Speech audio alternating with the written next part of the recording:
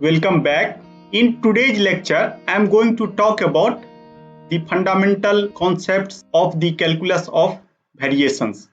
In previous class, what we have observed that whenever we are talking about any optimal control problems, first we are defining the mathematical model. After that, we are talking about the constraint, and finally, we land up to the performance measure.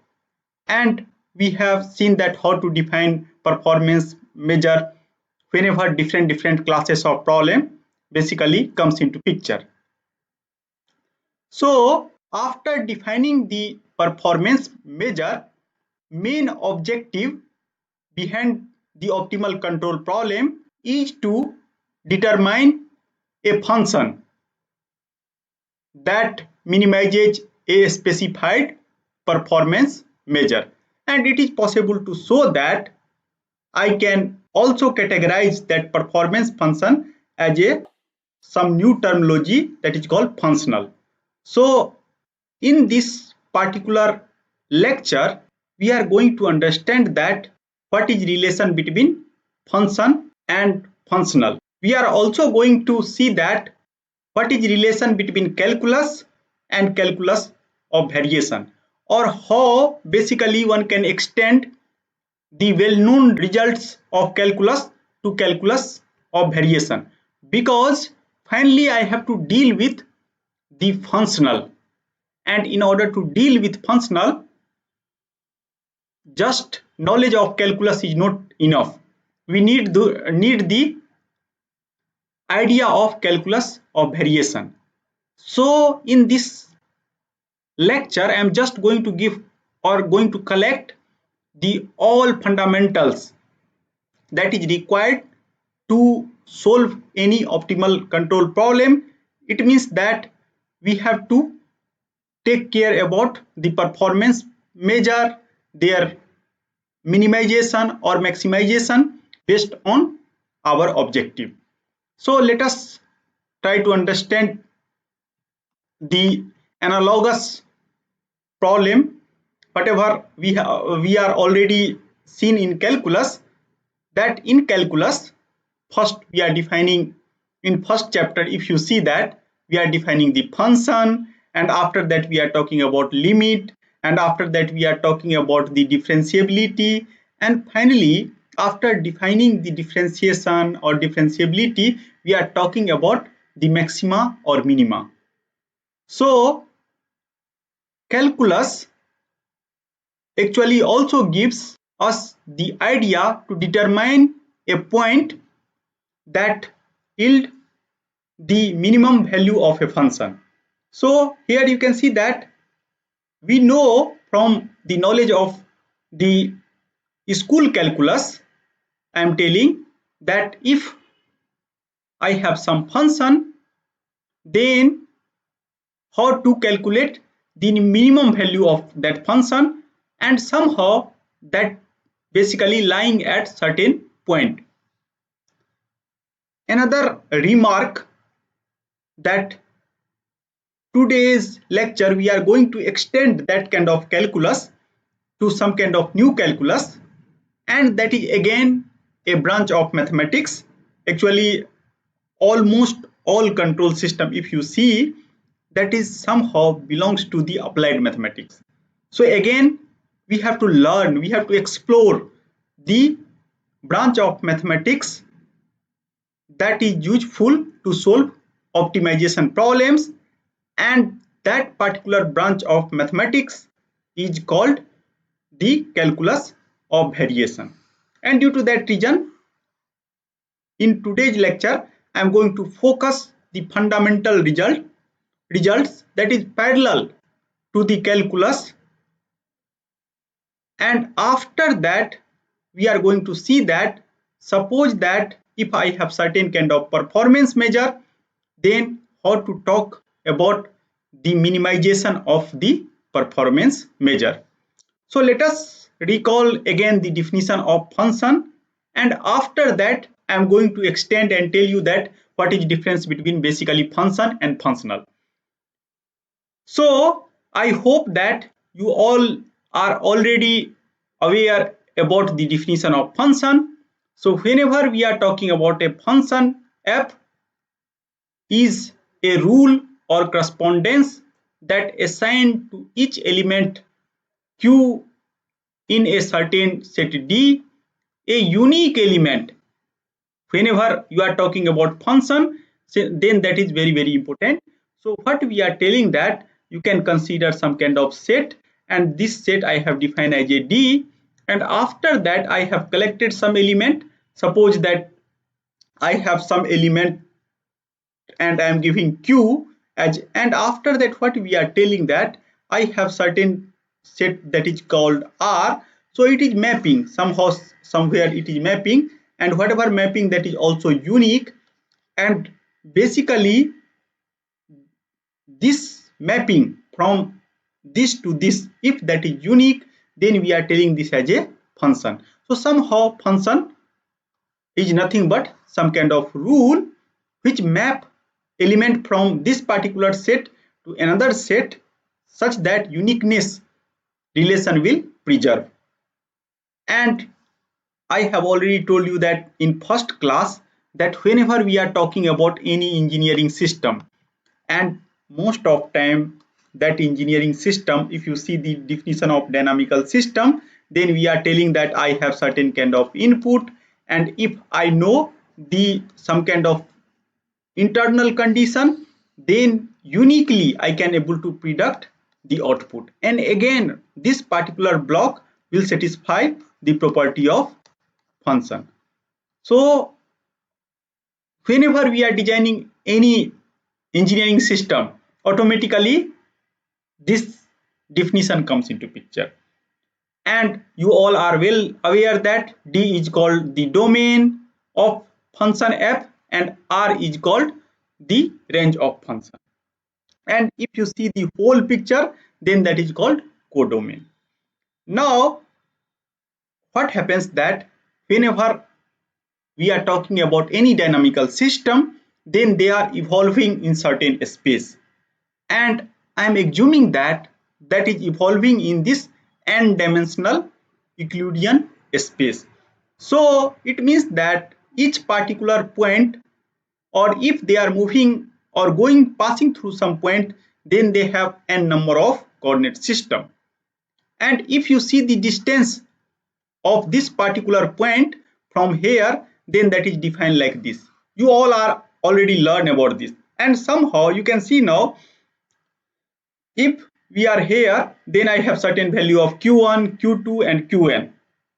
Finally this particular rule will end up to some particular value, and somehow if we distance, if we define this particular point from here to here as a distance, then this is nothing but some kind of function that is called distance.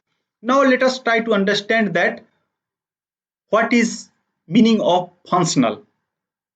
So now functional is again a rule of correspondence that assign to each function x in a certain class that is called omega a unique real number. So now what we are telling that, suppose if you see the function, again please come to the function here, then what we are telling that we are talking about the element whenever we are talking about the function. Now we start talking about the function. It means that I have two different set, and after that here if you consider the some kind of element, so suppose I am talking about some kind of rule here, and whenever I am talking about rule, then this particular rule is now represented by symbol j.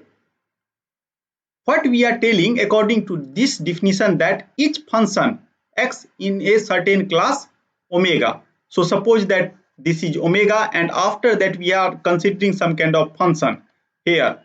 So basically now we are able to understand that how to define function. It means that somehow third set is lying somewhere which map to here, and due to that reason some function comes into picture here, and after that what we are doing, that we are mapping this function to some kind of real number here. So I have certain kind of real number, so and uniqueness is preserved, so we are telling that unique real number. So somehow if you see the carefully, then domain of functional is nothing but function. So I hope that now you are able to understand that whenever we are talking about the function, at that time domain is some kind of element. Now whenever we are talking about functional, at that time domain is nothing but some kind of function. And one more important thing that comes into picture here, that map to some kind of real number, then we are telling that this as a functional. So somehow functional is mapping from some function to some kind of real number, and whatever that mapping, that should be unique. And again similar like the function, we are defining this omega as a domain of the functional, and associated set of number is called range of the functional. So again I have written the remark. So domain of functional is nothing but some class of functions. So functional is a function of function, but you might have learned that function of function is also composite function. But what is the difference here? Basically functional map to some kind of real number, so that is the crucial difference. Now let us come to the one example. From one example it might possible things become more clear. Here you can see that I have some kind of set which containing the time, and after that here some kind of set which is mapping from here to here, and you can see that whatever rule I have written here, that is 2t square plus 1. This is the rule. So if you take any element, then finally we are getting some kind of element in this particular place, and after that again this map to some kind of place where you can see that here xt, and here we are talking the area under this, because we are talking about integral, and integral from 0 to 1. So somehow what we are doing, first we are getting some kind of function xt, and after that we are mapping to some kind of another this is also function, but here area under curve is always some kind of real number, you can see here, and due to that reason we are telling that this whatever definition this is, that is nothing but the functional. And if you calculate this particular number, then that is 5/3, and that is unique number. Now you can see that similar kind of things basically we are observing whenever we are dealing with the dynamical system. So what happens, I have certain kind of velocity, and from the velocity if we are trying to calculate the path that is traveled by any vehicle, then we are just integrating it, and again that is the functional. So vt, this particular quantity is the function, and whatever this quantity, this is called the functional. So in this way we are extending the definition, and whenever we are talking about gvt, it means that finally map to the some kind of real number. Now whenever we have function, you might have seen that we are talking one beautiful property that is called linearity. So let us try to understand that how to define or how to extend same kind of notion for functional. So whenever we are talking about something is linear, you all are well aware that linearity means they will satisfy two property. So first property is principle of the homogeneity, and after that the principle of additivity. So what we are assuming that I have some function f and q is the domain of that particular function. So basically this function f is linear if and only if, whenever we are stating any definition, it means that that will satisfy in both sides. It means that if something satisfy the principle of homogeneity plus additivity, then that is linear. And whenever you are talking about linear function, it means that that will satisfy these two properties. That is the meaning. And due to that reason, we have used if and if only if. So we are telling that f is a linear function of q if and only if it satisfies the principle of homogeneity. And I hope that this is pretty much clear. Several places you have already encountered with this. So f alpha q, and here alpha will come out, and basically alpha is any real number such that I have to make sure that this will multiplication of alpha with q again lie to this same domain D.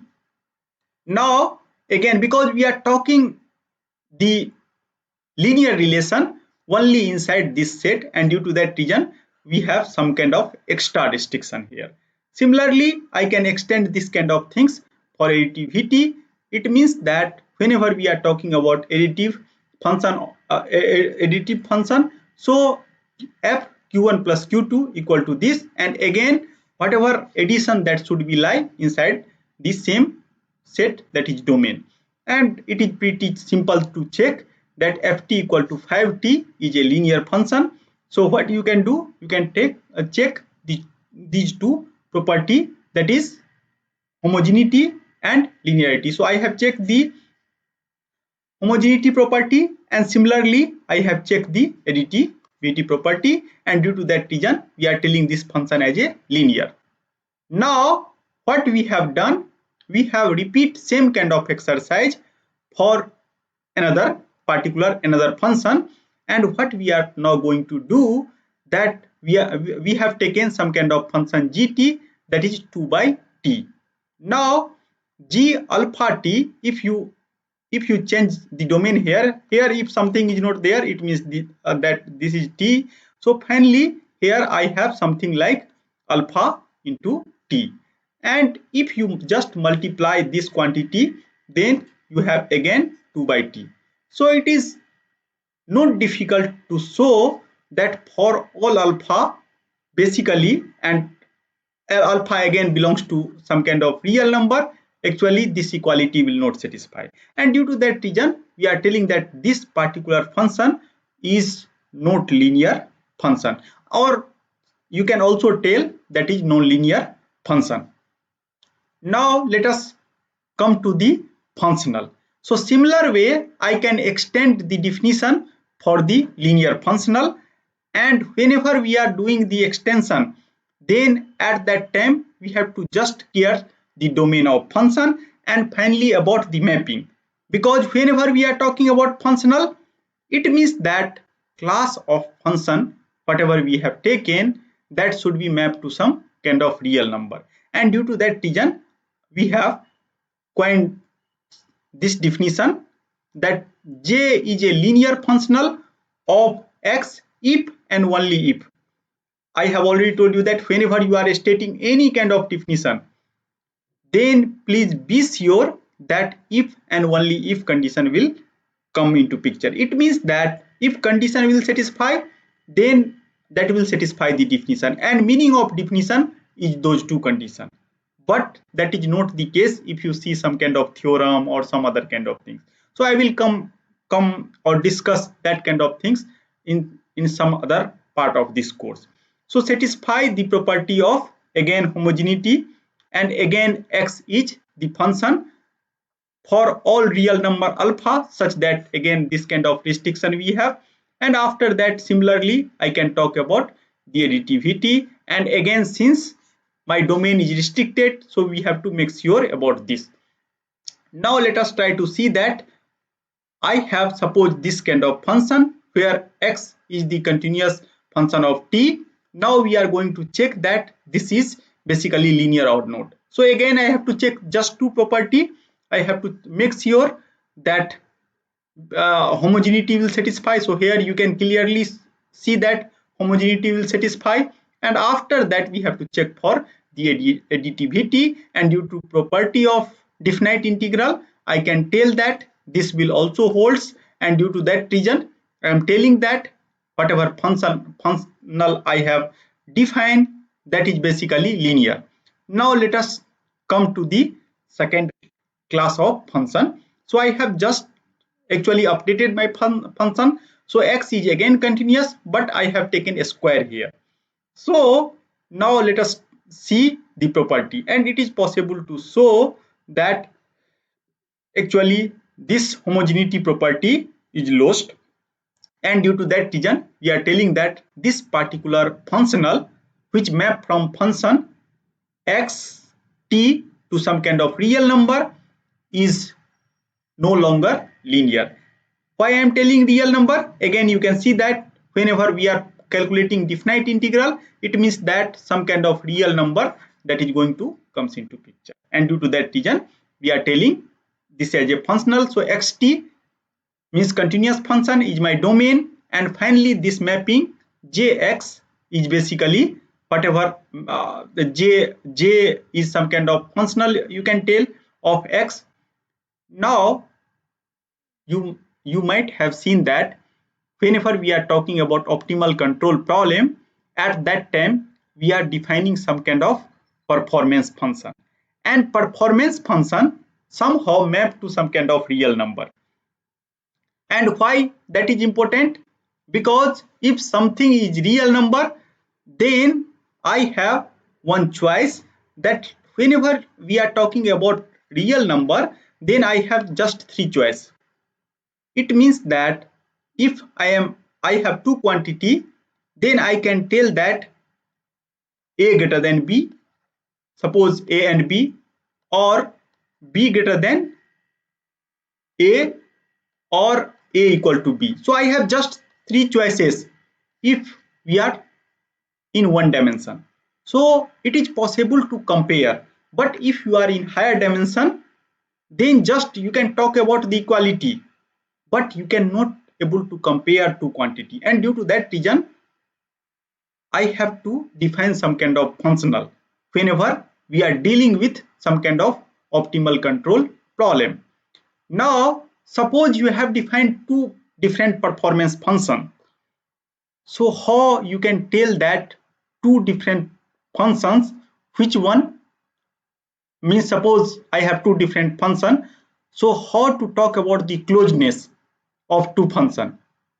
Closeness you can also interpret like this. So for that I need some another notion, and that is nothing but the notion of norm. So let us see. First I am going to tell you the question. What do we mean when we say two functions are close to one another? So I have to give some kind of precise meaning of the closeness, and for that I have to know the notion of norm. And partially all of you are already well aware about this term norm. Those who has done course on modern control theory, they have already understood the meaning of norm. But just for sake of completion I am going to repeat it again. So whenever we are talking in talking norm in n dimensional, d is here dimension, n dimensional Euclidean space, then we are again telling the norm is n dimensional Euclidean space is a rule of correspondence that assign to each point q a real number, and whenever we are talking about norm, that is denoted by this particular symbol. So finally what we have seen, norm, whenever we are taking the norm of any vector may be some kind of element, maybe some kind of function, maybe some kind of, whenever we are talking on matrix also it is possible. Then finally I will land up to some kind of number again.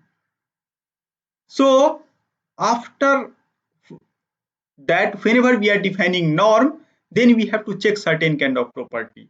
So that should satisfy three property.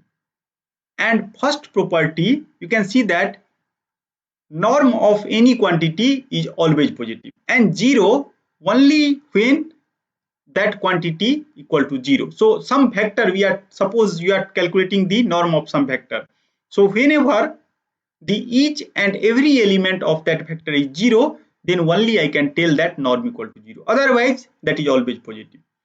And this is somehow a scaling property, that if you take any real number here and q is basically, we have already defined that q is the point in n dimensional space, then that will satisfy this kind of property. And third property has some kind of a special name, that is called triangular inequality. So if you add q1 and q2, then that is less than norm of q1 plus norm of q2. So this symbol will represent the norm. Now suppose you can take some kind of Euclidean norm. Again, it is another topic that whenever we are talking about vector space, and after that inside vector space we are defining some kind of norm, then that is called non-linear space. Similarly, if I take set as, and after that we are defining the distance between two set, then again concept of metric, that means norm means here there I am defining some kind of, means whenever we are talking about distance kind of notion, that is called basically metric, whenever we are changing the element by some kind of set. So that is separate topic of discussion. But for this particular class, I am assuming that I have certain kind of a space, Euclidean space, and whenever I have this kind of a space, at that time we are going to understand norm like this. So suppose I have some element x. So basically, suppose x is some kind of vector, x1, x2 up to xn. So this is called infinity norm. So whenever we are talking about norm, then I particularly I am in Rn space, and finally I have to map to real number, and that should be positive, and due to that reason I have put this kind of symbol. So meaning of infinity norm, you can see each and every element, and after that you can pick the maximum value. That is the meaning of the infinity norm. This is also denoted as L infinity if you have non-linear space. But here I am not going to go inside that, and due to that reason what I am going to do, I am going to avoid that. Now similarly, if I have some kind of, again I am going to take some kind of function, and I am defining this function which is mapping from Rn to R plus, and suppose if this is like this, it means that that is summation, each and every element you can consider. I have already defined what is meaning of x here, x1, x2, x3, and element wise you can just do the summation, and that define the one norm. Similarly, two norm, you have already well aware about that.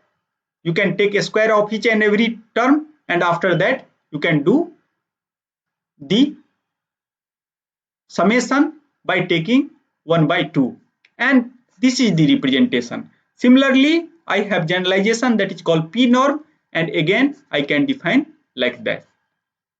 Now whenever we are talking about the closeness of 2 point, then we have to make sure that q1 minus q2 and norm of that should be small.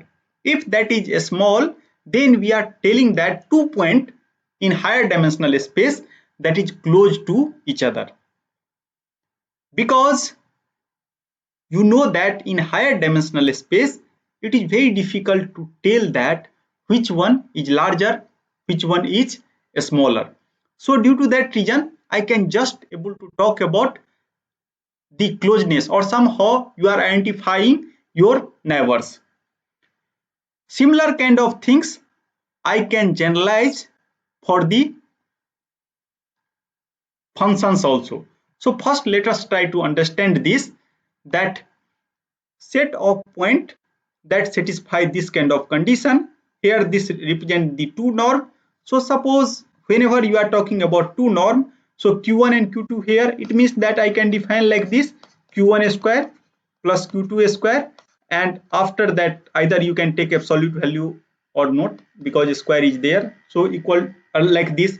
And if you assume that this is d, some kind of quantity d, or some kind of quantity, you can take root delta, because here I have represented, it is good that you cannot confuse, you can take some quantity r, then you can see that I have q1 square plus q2 square equal to r square. And if you draw that geometrical figure, then this kind of circular point comes into picture. Suppose that some point is q1, and if you want to draw this q1 q2 minus q1, or q1 minus q2 less than delta, then that represent this particular region. So in this way I can able to talk about the closeness between q1 and q2. But same space, this is two dimensional space, I am assuming that q1 and q2 are 2 points. So here if you change the norm, so here you can see that I change the norm by 1, then my geometrical shape is little bit different, because one norm can be defined like this, and after that suppose again same, that is same region d. Here I have taken r, so you can take same kind of r here. So suppose that if you take same kind of r here, and if you draw the picture, then this kind of picture comes into picture, and if you restrict that as a delta, then this region one can draw like this. So based on the choice of the norm, your region will change. And closeness, whenever we are talking, it means that delta should be very very small. So with help of any norm, I can talk about the closeness in finite dimensional space, and all are somehow equivalent. I am not going to talk what is meaning of equivalent of norm. That is not required for this particular course. Now let us try to extend same kind of definition for norm of a function. So norm of a function is a rule of correspondence that assigned to each function x, and that is going to belong in some set omega. And suppose that this x is function of time. Most of time whenever we are dealing with optimization problem, and if I have dynamical system, then argument that time comes into picture, and that again map to some kind of real number. And again whatever property we have stated, same kind of property that should satisfy. We are telling that norm of x is here function that should be greater than 0, and that equal to 0 if that is 0 for all time t0 to tf. After that again similar kind of scaling property that should satisfy, and after that triangular property. Now let us try to see that some kind of again different kind of norm for same space of function, or some kind of restriction. With restriction we are going to talk some kind of norm. So whenever you are talking the norm, what we have observed, that norm is nothing but some kind of notion like distance. And similar way, whenever we are talking about distance, we are measuring distance, we are measuring in centimeter, decimeter, millimeter, kilometer, similar kind of things. For same kind of space, we are defining different kind of node. And all nodes are somehow equivalent in finite dimensional space.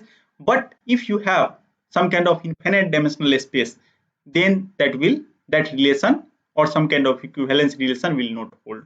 But for this particular course, most of time I am just going to concentrate on finite dimensional problem. Now let us come to the norm of some function. So we are telling that a space omega contains some kind of piecewise continuous bounded function, and at that time I can define again infinity norm.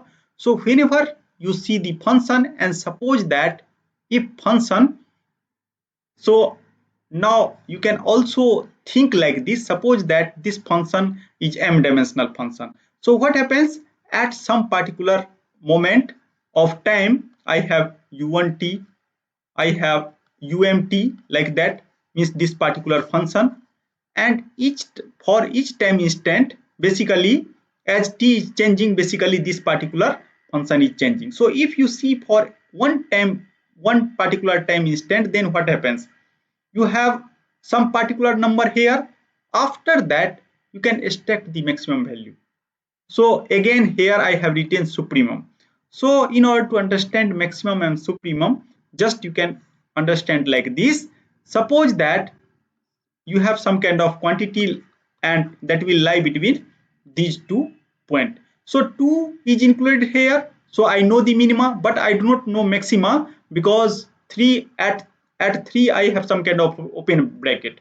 So I quantity may be 2.999, 2.99999, like that.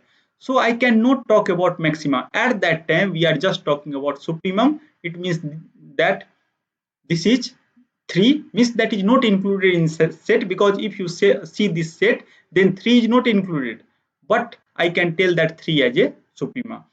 For more proper definition, please see some literature for what is difference between maxima and supremum. So we are telling that even if I have this kind of situation, then also I am able to talk about some kind of real number. And due to, for generalization purpose, due to that reason people are using this particular nomenclature, that is called supremum. So each time I am going to take the absolute value, and after that what I am going to do, for all t I am going to see that what is maximum value that is going to come, and whatever that maximum value, again that is real number, and that is represented like this. Now suppose if you put some more restriction on function, suppose if that is square integrable, then I can again able to define L2 norm. This is called L2 norm, and here I have some kind of function that is piecewise continuous and square integrable, and similarly I can generalize this. So same kind of generalization. So here what we have understood, that initially inside a space I have points. Now I have some kind of function, and whenever I have some kind of function, so function is somehow rule, and domain is some, suppose that domain is some kind of time or some other element, and that is varying, and due to that reason I have to do summation over all interval, and that is represented by this particular summation. So that summation is actually updated as a integration. And again, whenever these things we are telling, it means that first we are calculating the p norm, and after that, after calculating the p norm, again we are taking like this. So in this way we are defining the norm of some kind of function. So what we have observed, that whenever we are talking about the functional, at that time I have some kind of functional, and if you see the element of functional, that is functions. So due to that reason, at that moment you have to talk about the closeness of that function. And how to talk the closeness of function? With the help of the norm in functional space. So functional space means a space which containing the functions. Now let us try to define some more important quantity, that is called increment of a functional, because based on the increment of the functional I can talk about the maxima and minima. So again what we are telling, that if q and q plus dq are element for which function f is defined, then I can denote the increment by this. And I hope that you have already learned this kind of things during your mathematics course. So increment of function, here this definition is just telling that how one can define the increment of function.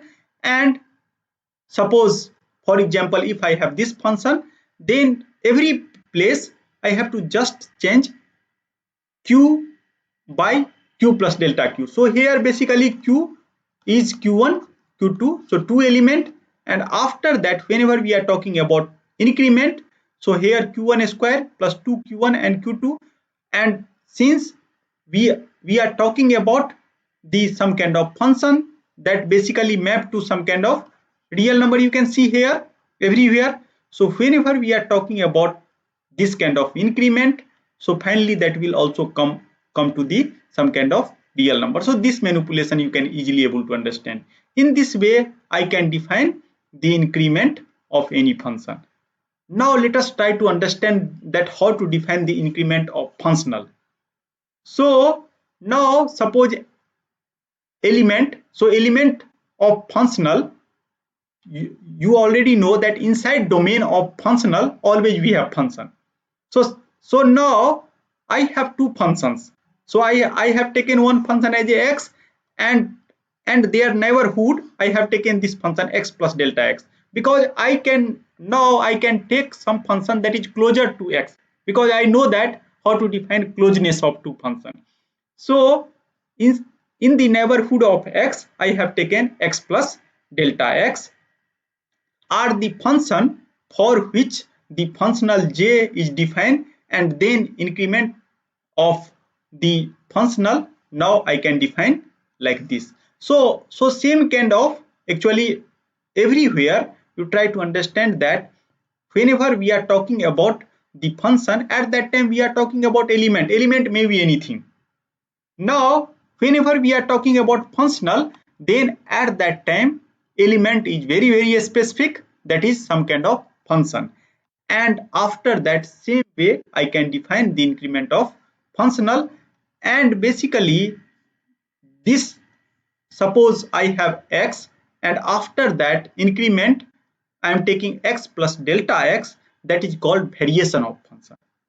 So we are not telling that as a increment, we are giving a special name that is called variation of function. And due to that reason, from this particular name only, calculus, which is dealing this kind of things where functional is involved and after that variation is involved, is called calculus of variation. And it is possible to show that lot of result is just parallel, but obviously not obvious extension. So let us try to understand that. Here I have defined some kind of functional like this, and where x is some kind of continuous function, so I can define again increment delta j by x plus delta x, where delta x is as a variation, and after that finally we'll end up to this. So now let us try to become little more specific, because what I have told you that the somehow variation plays same role as the increment in the classical calculus. So and due to that reason we are telling that the variation plays the same role in determining the extremum value of functional, because if you see the classical calculus, one of the goal of classical calculus to talk about the extreme value of the functions also. So somehow here with help of variation, and whenever we are dealing with the classical calculus, so with help of increment we are trying to find the extremum. Here with help of the variation we are trying to determine the extreme value of the functional. So what we are telling that the variation plays the same role in determining the extremum value of functional as the differential does. Differential means a small, we will define what is meaning of differential here in finding the maximum and minimum value of some kind of function. Now let us try to understand the clear meaning of differential of a function. You all are actually well aware about this point. I am just going to generalize. So what I am telling that, suppose some function and they have n variable. So q, it means that q has n component and delta q also has n component. So it is possible to show that I can write this increment delta f, because we are talking about the function, and due to that reason we are talking about the increment, that can be represented like this, and after that this. Here you can see that this particular delta f is some kind of linear function, and due to that reason first we have defined the linear function, and this is linear function of this variable delta q. And after that, if you see the second term, and if you are making delta q that is tending towards 0, means very small, and that is converging towards 0, then if this is equal to 0, then what we are telling that f is said to be differentiable at certain point, and that is q, and delta f is the differential of f at that particular point q. And in that way we are going to understand, it means that delta f is the differential at certain point q, if this kind of condition will hold. And you can see that due to that reason, first we are trying to understand that how basically this variation is tending towards 0, means norm is very close to 0. At that time we have to show that this particular part is tending towards the 0. And if you see the special case, then things become more transparent. So suppose that function f is only function of, or they have only one variable, their domain is only one quantity, that is time, so one dimensional quantity, and after that we are making this kind of increment delta t. So if you expand this term, and I am assuming that f is differentiable, then you can see that after neglecting the higher order term, so this is higher order term we are neglecting, so you all are already well aware that how to calculate the Taylor series expansion, so I am not going to explain it. And after that, what we are going to observe here, that whatever after neglecting the higher order term, I have delta f, that is nothing but I can represent that particular delta f like this, because this quantity and this quantity is going to become cancel out. So now this particular point that is represent the slope of f, and this is increment, and this whole things are called the differential. So let us try to understand from the figure. I hope that this kind of things you have already understood during your school time. So what we are telling, suppose I have some kind of function, and this is t, at the t star I have something f t star, and after that I am going to just take a small increment, that is delta t, then I have this point. Now what we have observed, that if you talk about this particular slope, and in this particular slope, then quantity which that is going to, means this point is going to cut here, so distance from this point to this point is called the differential, and this particular point, this particular is called the slope. So same way we are going to understand this. So basically what we are telling, that I have here increment as a increment of delta f I have represented, so this as a increment, differential we have understood like this, and this we have understood as a slope. So same kind of things I have written. So in this way you are able to understand that what is basically difference between delta f and df. And from here also that is clear, that whenever we are telling delta f and whenever we are land up to df, at that time basically we are neglecting something, and due to that reason in this figure, it is possible to show that if you are tending this t star plus delta t towards this, then practically this distance is going to decrease, and at that time this quantity and this both quantity that become equal. It means that the increment delta f that is exactly equal to the differential, provided delta t is very small. So in this way I can interpret the increment, differential and derivative. Derivative means slope at some particular point, means at t star. So in this way I can able to characterize the increment, differential and derivative of some function. Same way I can able to extend for functional also. And you know that how to find the differential. So again, whenever you have to find the differential, first you have to take the increment, and after taking the increment you have to collect all higher order term. This is higher order term because a square is here multiplication due to that region, and that term I am going to define, because you might have seen that whenever we are talking about the increment, so increment equal to differential plus other term. So I have to basically make sure that this kind of term comes into picture, and after that this is norm, so we have to make delta q tending towards 0. So delta q you can define using with help of any norm. So I have defined with two norm.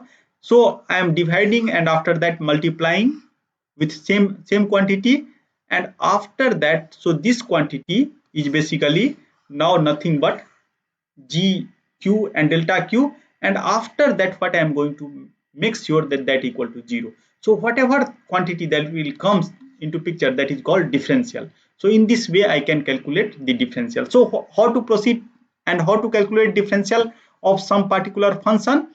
First you can take the increment, and after taking increment, what you can do, you try to make sure that if this kind of other term apart from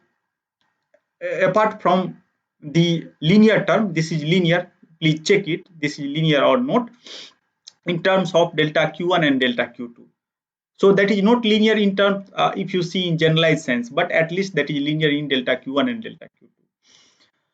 And after that what you can do, keep linear term at one place, that is give you the differential, and other part you have to make sure that as delta q tending towards 0, that should be 0. And you know that in generalized I have to write like this. So I have to take increment in q1 direction, q2 direction, qn direction, and this is the partial derivative with respect to q2, partial derivative with respect to q2. In that way also one can define it. Now let us come to the variation of functional. So we are talking about differential, and here in place of differential we are just going to talk about the variations. Whenever we are talking about the some kind of calculus which is dealing with the functional. So increment of functional, so whenever we are talking about functional, it means that I have certain kind of function. So I have x, and after that I have x plus delta x. So I have defined again in the same way I have defined, and again this is delta j is linear in terms of delta x. I have already told you that again we have to collect similar kind of term, and I have to make sure that the norm of that function, if that is tending towards 0, because if you see the domain of functional, that is function, due to that reason I am commenting like this. If that is tending towards 0, this is 0, then j is said to be differentiable on x, and delta j is the variation of j evaluated at the x. So in this way we are from this particular increment, so delta j is the increment, and after that delta j, this particular quantity is called the particularly the variation of j. So now suppose that if you have to calculate the some variation of some function, so how to proceed? First you can take the increment, and after that you have to again collect the linear term and other term, and after that you have to make sure that norm of that particular function, if that tending towards 0, then after that whatever term that is going to remain, if that is linear, then that represent the variation. So same kind of things I have done for this particular problem. So please check it, that is pretty easy. I have taken this particular functional, after that I have defined the variation, that is pretty easy to understand, and after that I am separating the term, and again I have to express this term like this. So we are trying to express this by some manipulation, and after that we are just make sure that this particular things tending towards 0. So and I have used this kind of norm here, that L infinity norm I have used here, and you can see here whenever we are talking about norm, then that will give some kind of real number. So either you can multiply or divide by same real number, then that quantity will not change, and since this is real number, so you can also put inside this, and after that this particular quantity is the square of something, and after that this is norm. So if you separate a square, then I can write like this also. So it is possible to show that this is always less than 1, and due to that reason this relation comes into picture, and if now delta extending towards 0, then this equal to 0. So this is the actually variation. So you have to calculate variation each and every time, because based on the variation, now we are going to talk about the maxima and minima of some kind of functional. And I have already told you that whenever you are defining the performance function, so that is nothing but some kind of functional. So with help of this variation, you are able to talk about maxima, or suppose that in some problem minima. So most of time whenever we are talking about the optimal control, we are talking in terms of minima. So at that time, with help of that, you can able to do this. So main motive of this lecture to understand that how to calculate the variation. Now let us come to the definition, that is optimum of function, or maximum, how to find maxima and minima of function. You all are already knowing about this. So a function f with domain D has a relative extremum at point q star if there, I am assuming that epsilon greater than 0, such that for all point q that belongs to D, that will satisfy this kind of relation. Why I have written definition every time? Because in control system, you have to, if you are able to understand the definition, then you are able to understand approximately 90% of the course. And due to that reason, especially I am writing definition. So whenever some definition comes in front of you, try to understand what basically definition is telling. So basically here you can see that I have function f, and basically the domain of function is q. So if 2 point q and q star, that is closure, because we are defining closure like this, and if increment is greater than 0, then we are telling that fq star is relative minima. If this kind of relation, then that is called relative maxima. And if this hold for large value of epsilon, then we are telling that that is a absolute maxima or minima, or somehow global, in some sense that is also called global inside some particular set. At that time you have to check also about the boundary point. You are already well aware that how to calculate the maxima and minima. And if I have only one variable, so again you can see that I have taken the increment t and t star, and after that what we are doing, that we try to understand that whenever I have some kind of function, so this function is decreasing and after that increasing, it means that I have some kind of local minima here, and similarly local maxima. Try to understand that here basically derivative is increasing, but here derivative is basically decreasing. And similar kind of things, you can see that second derivative, that is always positive, and here second derivative is negative. So you are already well aware about this, and due to that reason, necessary condition for optimum means maximum and minima, df should be 0. And what is sufficient condition? So this is necessary condition. So if this doesn't hold, then I cannot talk. But sufficient means even if that will not hold, I cannot comment. That is the meaning.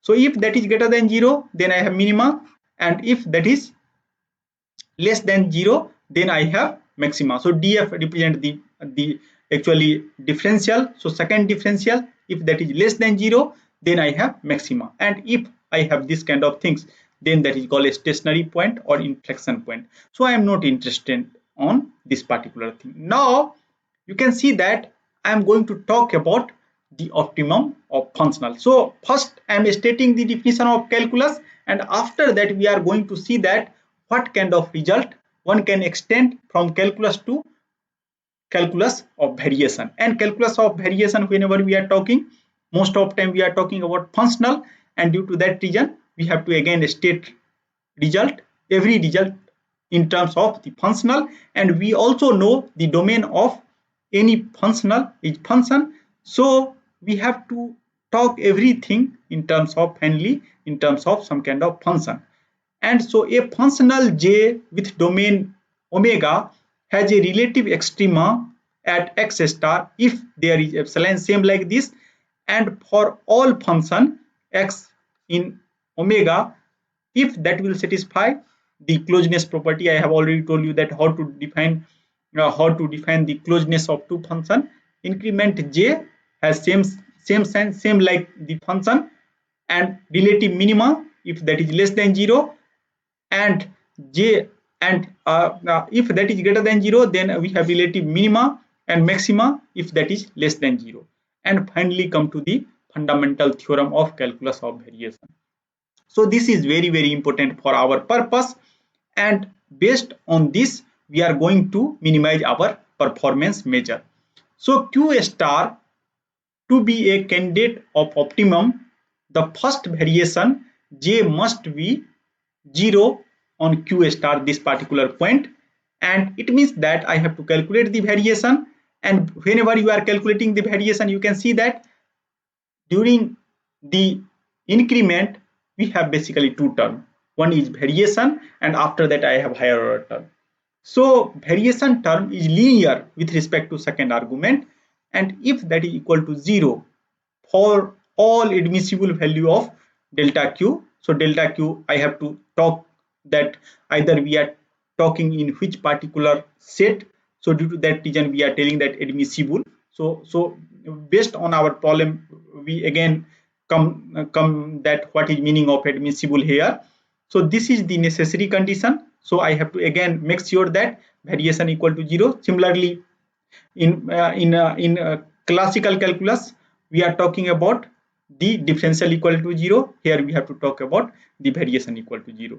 This is the necessary condition, and sufficient condition again I have to calculate the second variation. So if that is greater than 0, then we have minima. If that is less than 0, then we have maximum. So with help of this result, now what we are going to do, we are going to solve our optimal control problem. So how to solve optimal control problem? I am going to now conclude this session that first you can see your physical problem, do mathematical modeling, identify all constraint, and all after identifying the means constraint, you try to see the objective of your problem. Based on that you can define the performance measure, and after that you have to take the variation. So first variation, if that is equal to 0, then you are able to talk about the minimization of that performance function. And if their second variation that is greater than 0, then you have minima. So you are telling that okay, that performance function is actually minimized with respect to, again whenever we are talking about maximum and minimum, then we are talking about with respect to some function here, because argument of any functional is function.